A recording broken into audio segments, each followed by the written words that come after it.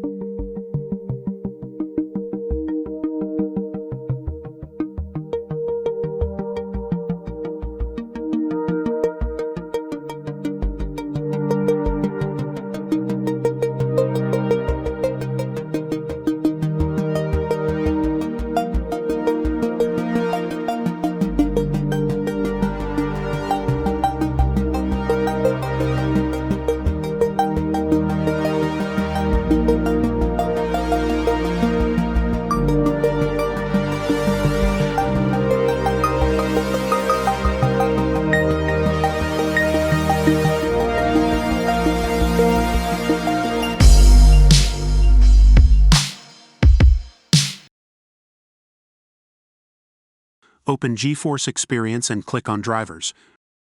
Press Download.